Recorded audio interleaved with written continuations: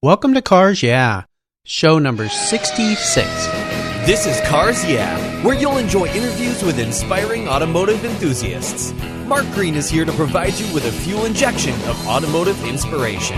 So get in, sit down, buckle up, and get ready for a wild ride here on Cars Yeah.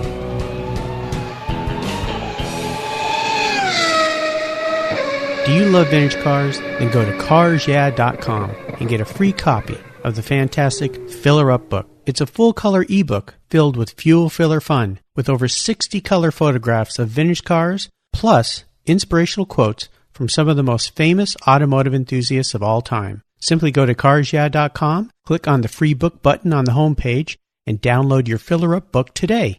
It's free at carsyeah.com.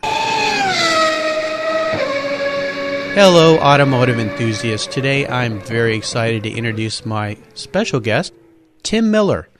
Tim, are you buckled up and ready for a fun ride? I am, Mark. Let's go. All right. It is great to have you here. Tim Miller is the founder and CEO of Surf City Garage in Huntington Beach, California. Surf City Garage is a company that creates superior, high-quality car care products for automotive enthusiasts. Tim's passion for automobiles goes back to his childhood when he saved up and purchased his first car, a 1967 Pontiac GTO with a 4-speed. He raced on weekends all over Southern California, and fast forward 30 years, and now Tim's car collection is over 130 show-quality vintage muscle cars, known as the Surf City Garage American Muscle Car Collection. They're on display in a showroom decorated with neon and memorabilia and includes a complete restoration shop. And then in 2007, in order to keep his collection looking great, Tim decided to create his own line of surface care products, and Surf City Garage Detailing Products was born. Now sold worldwide in over 30 countries, the Surf City name has brought the Southern California car culture shine to enthusiasts everywhere. So Tim, I've told our listeners a little about you. Please take some time and share some more about your history, your business, your interests, and of course, your passion for automobiles. Okay, Mark. First of all, thanks for the invite. Appreciate being here. You're welcome. You know, I grew up in Southern California in the car culture. I got my driver's license in 1970. And so up to that point, you know, back in California, back in the day here, you could get a learner's permit at 15 and drive a car with a licensed driver. So a lot of my buddies had their license.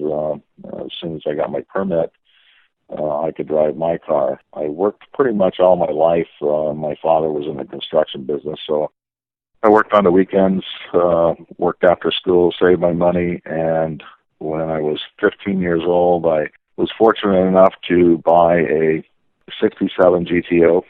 3 years old, I had about 18,000 miles on it. I was the second owner. Mariner turquoise inside and out and 4-speed, and that's about the only options it had. But I had this car probably 8 months before I actually had a driver's license, so I would actually just start it up and listen to it in the driveway. I also waited for anyone to need to go to the store for anything. Of course. And I would take them. So that was my first car. When I got my license, I was completely bitten by the racing bug because my older brother at the time was racing a 62 Pontiac Grand Prix in Southern California here. Back in the 70s, we had racetracks all over the place. We had Lions, we had Carlsbad, Orange County International, Irwindale, Pomona. There's only a couple of those left now, but every Wednesday and every Saturday we would go racing. I remember working for my father in construction, and I would actually take my paycheck on Friday down to a little speed shop here in Westminster, California. It was called J&S Speed Center.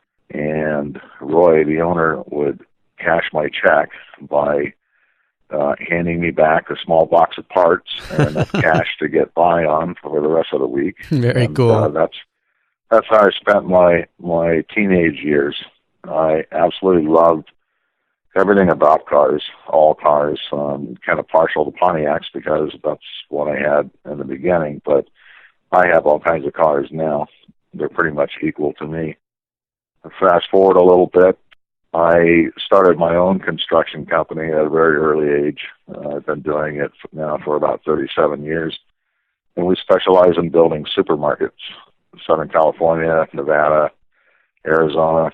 As the company grew, again, I was very fortunate to be able to indulge my hobby a bit and started locating some of the cars that I really wanted to have, but couldn't afford at an earlier age.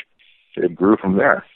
When we started Surf City Garage a number of years ago, it was really out of necessity that I created a line of products to use on my own cars. I really had no intentions of ever being in the retail business, let alone the manufacturing business, but I was kind of pulled into it. We created these products, and we started giving out little samples to our friends, little clear bottles with, say, chrome polish in it with duct tape on it that just said chrome polish, or a detail spray that had a piece of duct tape on it. And we'd give out a few, and then it became hundreds, and then it became thousands. And so that was kind of the time when, light bulbs came on and decided to make it into a business. So that's really my story. It's a fantastic story, entrepreneurial story, certainly, because you are an entrepreneur at heart, having started your own construction business at a young age, and then taking your passion and wrapping a whole new business around it is a fantastic story. And it's everything that Cars Yeah is all about, is for inspiring automotive enthusiasts to listen to stories like this and say, you know what, you can do this too. Take your passion and find a way to incorporate a business into it. As we continue on your journey, I like to start with a success quote, a saying that's been instrumental in forming your life and success. This is a great way to get the inspirational tires turning here on Cars Yeah. So Tim, take the wheel. There's lots of quotes that are near and dear to me, but I'm a huge fan of Will Rogers, actually. And for a business quote, he was asked one time, what is the secret to being successful in business? And in his Will Rogers style, he just kind of sat back and said, well, it's quite simple, actually. 3 things. Know what you're doing, love what you're doing, and believe in what you're doing. And I think that totally sums up exactly the way I feel about business. I have 2 daughters that put them through college for vocations that have nothing to do with what they're doing now, and that's just fine with me, because I think people ought to get up in the morning and absolutely love going to work. If they do that, they will be successful. And so I think that quote means a lot to me for that reason. It's akin to a great quote by Henry Ford about, if you love what you do, you'll never go to work a day in your life. So has a lot of the same meaning as Will Rogers, and it sounds like you've obviously tied that into your business and your life and how you run things. Could you share with us a story that instigated your passion for cars? Tell our listeners that pivotal moment in your life when you really knew you were a car guy. I think it really goes back. I was probably 5 or 6 years old. My dad bought his first brand new vehicle was a 58 Chevrolet step-side truck. And back then they had a company, I'm not even sure if they're around anymore, but Fenton Exhaust. And that was popular for a 6-cylinder motor, but it had a very distinctive sound. And I can remember riding in the back. Of course, you could do that back then, riding in the back of this truck down the street with my ear up to the cab because I could hear the resonance of that Fenton exhaust. I could still hear it in my ear. And so that was, I think, the time when I was just bitten by engines. My brother, racing his 62 Grand Prix, I was several years younger than him, and so I would help him in the garage. Probably more in his way than helping him, but I would help him prepare his car for the race that weekend. And so I was really born into it. Isn't it funny, and I hear this story over and over again with my guests on Cars Yeah, it's a time and place with a parent riding in the back of a car or in the garage helping dad, or in your case, your brother, and there was just something that made you realize you have oil running through your veins. Your breakfast could consist of nuts and bolts instead of cereal. So great story. Tim, what I want to do now is take a look at some of the roads you've driven down and really crawl under the hood and get our hands a little dirty. Would you share with us a huge challenge or even a great failure that you faced in your business that really pushed you to a breaking point? And more importantly, share with the listeners how you overcame that situation and what you learned from it. Well, Mark, the way I feel about a breaking point is I've never actually gotten to that breaking point, and that's by design. Mm-hmm. I think that it's truly important that you do business in such a manner that you don't get overly involved, overly excited. That leads to confusion, things like that. But I can tell you that I take business very serious. I just don't make it my life. And so at the end of the day, I make probably a dozen decisions during the day that can greatly affect my livelihood, either making money, losing money, creating a customer or losing a customer. I mean, these are strategy-altering decisions. However, at the end of the day, it is indeed just business. And so I've always had that philosophy. I've never been in business to particularly just for the monetary gain. That's kept me from getting to that breaking point. Now, having said that, there are so many challenges along the way that it would be difficult for me to pick one out, but I'll try to do that here with Surf City Garage. Okay. Here's a small group of people in Huntington Beach that are doing really the impossible, and that's take a product nationally. When we started this 7-8 years ago, we were pretty naive. I mean, we thought that it would be a fairly easy thing. All you have to do is make the best product that you can possibly make and get it out on the shelves, and people will love you for it. However, there are so many hurdles for that, buyers and promoters and sales reps and trademark lawyers and all these things. I think that that's probably the biggest challenge, is simply the enormity of it. When we first started, we had a specific strategic plan, and that was to stay regional in California, something that we could control a little better. However, with the internet, it makes it difficult, if not impossible, for any company that sells anything to anyone to be just regional. And so we were pulled rapidly into over 30 countries. We're sold in every state in the United States. And so promoting and managing and marketing on that scale for a small group of folks, back when we started, we only had a couple of people here. Now we've grown a lot since, and we're in probably 150,000 square foot manufacturing facility now, and we have numerous great people that help us. But in the beginning, it's a challenge. It's a bit like pushing a train uphill. Oh, I can only imagine. And what's marvelous about your story is the pivoting that you had to do, and so many companies have to do that. You start thinking you're going down one path and things start to pull you in other ways, and the ability to resist those pulls or just go with those pulls and say, you know what, the market's bigger than we thought, so let's do it, certainly adds challenges, but also can bring great success as it has for Surf City Garage. That's great. Thanks for sharing that. Tim, let's shift gears here and go to the other end of it and share with us a story when you had a real aha moment with your business, a time when you realized that your idea and your concept really had some merit and it was going to make it. Tell us those steps you took to turn that aha moment into a success. I can specifically tell you when that happened for me with Surf City Garage. Again, we started it for our own products, to use our own cars. We have 130, 140 cars here at Surf City Garage, and we restore them for our collection, we maintain them for our collection, and we needed great products for them. And so when we created those products, and like I mentioned earlier, we were sending out samples to all of our friends, at one point, we were getting so many calls, and remember, I'm in the construction business. I wasn't in the wax business. Mm-hmm. And so our phones were lit up all the time with not construction clients, but with folks saying, hey, a friend of mine, turned me on to this wax, and, where can I buy it?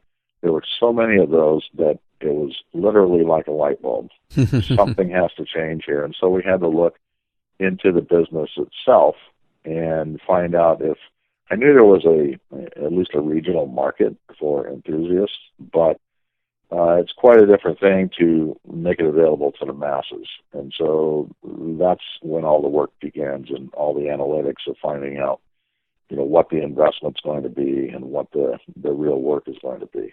So that was my aha moment. It's a great aha moment in the sense that something you were doing to be nice to people and solve a problem they had, and that was how to care for their very special vehicles, exploded into an actual business. So I love that story. A great aha story. Well, let's have a little fun here, and maybe we've already answered this question, but maybe not. What was your first very special car? Not so much your first car, that GTO, but the first car that really meant something to you. And would you share a special memory or two you had with that vehicle? Well, I'm really fortunate to have lots of special cars. I'm a bit of a different kind of collector. I'm not really one simply to buy a car that's already restored, although I have done that. Some of my cars are low-mileage originals that don't need to be restored, and they're just preserved. And some of them, the ones that we do restore, are nut and bolt frame-off restorations. But my GTO was certainly special for obvious sentimental reasons. I think that each new car I get, we try to have a special attachment to it. Explain what I mean. My wife, Patty, and I, usually once a year, go on what we call a road trip. And I'll purchase a car somewhere in the U.S. We fly in. I buy it on the computer. I got a bit of experience of reading between the lines on cars, and so I'll buy it. We'll fly in, and I drive it home. We've driven cars home from every corner of the U.S. I do it as kind of a memory-making road trip. We've had some fantastic stories out of each and every one of those, but also just to see if you can make it home. That's kind of a hobby of mine. Oh, yeah. Before 9/11, we used to be able to travel with a small handbag of tools, but now the typical scenario is I'll buy a car somewhere. We'll fly in. I'll go into the local auto parts and get a few hand tools, fan belt, and a few necessities. We'll go pick up the car, get out of the taxi, and drive it home. We just recently drove one home from Longmont, Colorado, that I purchased, a 69 Dodge Charger. Beautiful original car, but it was old and tired. And we drove it in August through Las Vegas, through the Eisenhower Tunnel in Colorado. Vapor-locked cars everywhere on the side of the road. And that old Charger made it through this fine. 116 degrees in Las Vegas at the time, no air conditioning. So my wife's quite a sport. Yes. She's never complained once. Well, what a fun way to get acquainted with a new vehicle. And I had a similar experience. My son, when he was 8 years old, went with me to Long Beach, California. I live up here in the Northwest, but Long Beach down there near you in Huntington Beach. And we picked up a little sports car that John Wilhoit had built and restored and drove it home. It had no top, no heater, no radio. And when we were about to leave, I said, well, I've got some tools and a belt, just like you said, and my cell phone. What else do I need? And he said, a good attitude. And so I think it sounds like that's true. You and your wife, Patty, have a great attitude. And what a fun way to get to know a car. That's super. The cars were easier to work on in the 60s and 70s than they are now. I mean, the new cars that we drive now, I wouldn't have a clue. I mean, I can't even hardly find the engine when you pop the hood. Yeah. But on a muscle car, I worked on them so much that unless there's a catastrophic failure, say a piston coming out of the side of the block, I can get it home. Yeah. And so that's what I love about them. How about seller's remorse? You've had a lot of vehicles in your life, and I assume there's many that have passed your hands. Is there a vehicle that you sold in your past that you really wish you could have back? Yeah, for sure. It's my GTO. I mean, it was my first car. I ran that at every racetrack in Southern California. I went to high school in that car. All of my teenage memories are in that car. I let it slip through my hands back when it was just a car. It wasn't like a classic. I've been looking for it ever since. Unfortunately, I don't have the VIN number. I only have the license number. And so I've gone to great lengths to find that car. But I would trade 3 of my best cars for that one car. That's how much it meant to me. All right. Well, whoever owns that car out there and is listening to this, there's your chance. 3 cars for one. So give Tim a call at Surf City Garage. Is there a current project you're working on right now, Tim, that really has you excited? Maybe it's a vehicle you're storing, or maybe it's a project that you're working on at Surf City Garage. I really have both. We stay pretty active and busy here, and we have some great hot rods that we're restoring right now that we're building. I've got a 67 convertible Pontiac that Art Morrison suspension and Butler engine, the whole 9 yards that we're putting together. That's a fun car. I also have some things at work that are pretty exciting to us. The detailing business hasn't changed a whole lot in many, many years. And so we're trying to change that. Here in California, we have this huge drought. A lot of cities, it's even illegal to wash your car. So we've created some great water-free products that I wouldn't hesitate to use on a Ferrari. And so that's pretty exciting. And really, all in all, it's we're trying to make detailing products more simple, more easy, drop the confusion out of it, and that's pretty exciting to us. Oh, that's great. And that old paradox of choice, you walk into a store to buy a car wash, and there's 50 car washes, and you stand there and go, which one should I buy? So I think making things easier, and certainly as us baby boomers age, making it easier to keep our cars clean, the products as they go on, wax off, is a great direction. And of course, water issues in California and throughout the country, and even the world in many cases, creating products that work where you don't have to have a hose and bucket, but you don't risk damaging that paint or the chrome or the finish is a great direction. So it sounds like some good things are about to come out from Surf City Garage on top of your already existing fantastic line. Now, here's an interesting question. If you were a car, Tim, what kind of car would you be and why?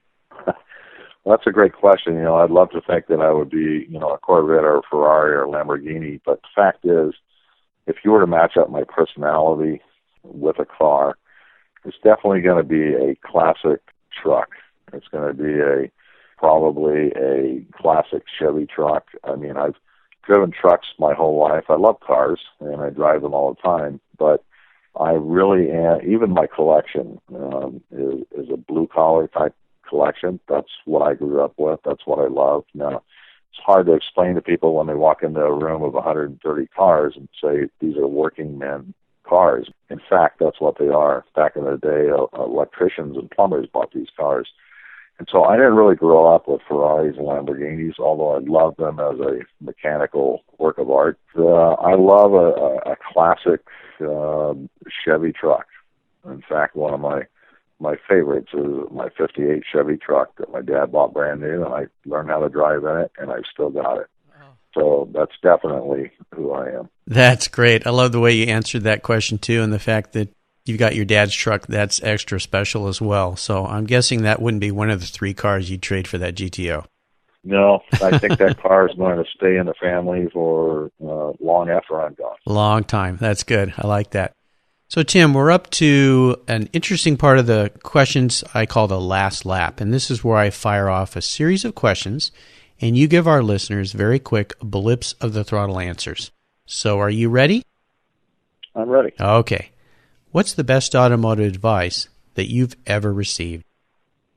I had a meeting with a friend of mine, Ron Coleman, CEO of Comp Cams, when I first started this, and he told me something that absolutely stuck with me, and that's if you're going to make something to sell in the automotive world, you must make sure that it's new, better, and different. And I use that phrase every single day. New, better, different. I love it. That's great. Would you share one of your personal habits with our listeners that you believe has contributed to your success? I think without question, research, and not only the pre-sale research, but the after-sale research. We need to know who our market is. We need to know our products better than than we know ourselves. And so it requires a lot of time and researching and analysis. And so I think that without that, most things are a shot in the dark. And so we try to invest our time and money in things that we have thoroughly analyzed and thoroughly vetted for the best possible chances of success. And I think we do that really well. Great idea, great suggestion. And of course, the way the market is these days, the minute you figure out who your customer is, they switch on you and become somebody different. So it's great, though. That's a perfect way to approach business and life in many ways. Do you have a resource that you would share with us that you're really fond of? Maybe it's a website that you frequent. It's pretty obvious and cliche type answer, but the internet as a whole is, life's library now. Mm-hmm. It's there are so many great sites, so many forums, so many ways to get information quickly that we never had before, and so it's difficult for me to pull out one website or a shop, but when you even think about restoring a car, 20 years ago, we had to search through, say, Pomona swap meet, miles and miles of cars to find a part for a 41 Plymouth. Now I can go on eBay, and within 15 minutes, I can probably find some guy in Tennessee that's got that part. That's amazing to me. The internet as a whole is really just a resource central. It is. And it is spectacular, too, especially for collectors these days. You can find anything out there. It's just, I'm continually amazed looking for parts or friends looking for parts. It just befuddles me all the time going, I found it. There it is. And people have everything for sale, and anything you want, you can find it. So it's a great way to have life around cars these days. Tim, would you share a book with us that you recently read that you really enjoyed? I probably read about a book a week. I'm an avid reader, and most of my books are something that I can get something out of. And I can tell you that one of my favorite books of all time for business and marketing is entitled Eating the Big Fish. Mm-hmm. And the author is Adam Morgan. This is really about our story. I mean, we are the small group of guys that, our competitors are Fortune 100, Fortune 500 companies, and I get a big charge out of figuring out how to maybe outdo them in a marketing stunt or get on the shelf where we really shouldn't be on the shelf against a larger company. And that book is great for advice. Great resource, great book. I've read it as well, and for you entrepreneurs out there, pick it up and read it. You'll learn a lot. Do you have any interesting hobbies outside of your passion for cars? Well, I still ride my Harleys all the time. I also collect and play vintage guitars. I have several hobbies that some of my hobbies get a bit out of hand. It's difficult for me to. It's a good thing I don't collect, airplanes or something like that because it's hard to stop at just one. Oh, yeah. So I have a great collection of vintage Fender and Gibson guitars, and I enjoy those. Very cool. Well, I will remind our listeners that you can find links to all these resources that Tim has shared with us at carsyeah.com/Tim Miller. Tim, we're up to the checkered flag, and being an ex-racer, or maybe you do some racing now, you know what that means. The checkered flag's out, and we're nearing the end. This last question can be a real doozy for some people, especially for you given the size of your collection. If you could only have one collector car, and I said one, in your garage, and this is something you can't sell to buy a bunch of other cars with, and money's no object, what would that one car be, and why? Well, Mark, my obvious answer is really, truly obvious, my 58 truck, because I have photos on my website of me sitting on the fender of that truck when I was 5 years old, and then to look at it now, it has all Corvette running gear, fuel injected with air conditioning and all of the fun stuff, and I drive it often. And I would never be able to part with that car. So if you remove that truck out of the question, I'd have to say that it would be something from Detroit.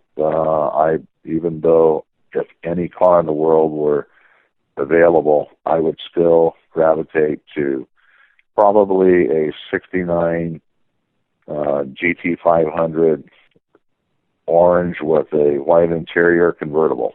And I'm actually still looking for one of those. It's on my short list. If I could only have one car, I wouldn't mind having that one. And what is it about that car that really pulls on your heartstrings? Well, funny enough, in high school, one of the quote-unquote rich kids there had one. His father bought him one, and here's a 16-year-old driving this thing around. I absolutely fell in love with that car. I had a great car myself with a GTO, but that car is still burned into my memory. And I've had an opportunity a couple of times to pick one up just recently at Barrett Jackson. The exact car that I just described was sold, but it happened to be Carroll Shelby's personal car, so it was stratospheric in price. Right. So I just have a lot of memories with that particular car as a young man. Yeah, so many people that answer that question for me, it does go back to their youth in a moment in time, an experience they had, and you seem to fall into that same category with that vehicle. And I have no doubt you're going to find one of those someday, and it's going to be sitting in that collection of yours. Great answer. Well, Tim, you've taken us on a great ride today, and I've really enjoyed your stories and learning more about you and Surf City Garage. I want to thank you for joining me today. If you could give our listeners one parting piece of guidance before you drive off into the sunset in that 500, and then let our listeners know what's the best way they can learn more about you and your business, and then we'll say goodbye. Okay, Mark. One thing that has worked for me, and I absolutely live by it in life and in business, and it's one of the most important things that a person can have, but sadly, far too few people in business have it. And it's also, ironically, something that's completely obtainable by anyone, and that's integrity. Integrity in business, integrity in life is, to me, one of the most important things. And a lot of folks think that integrity is just a word. I often tell the younger people that work with me here, they just get out of business school and, they're ready to go out and make their mark. But without the integrity, that's truly the missing link in many companies. And I often tell them that integrity is most obvious when it's painful. It's difficult to make a decision sometimes that is the right one. But sometimes you just have to pull your wallet out and make it right, or take your time and make it right. A lot of car builders out there, they'll build great cars, and if something is just a little bit off to guys with integrity, they fix it. And sometimes it hurts, but that's really what you're known by.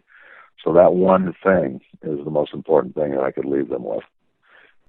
Our website is surfcitygarage.com. Love to have anyone come by and look at a virtual tour of some of our cars and check out some of our products. And again, thanks for having me. It was fun. It was great fun. I really appreciate it. Listeners, you can find links to everything we've talked about again here at carsyeah.com/Tim Miller. Just put Tim in the search bar and his show notes page will pop up, and links to Surf City Garage and all the great resources he has shared with us today. Thank you, Tim, for being so generous with your time and your expertise and sharing your experiences with our listeners.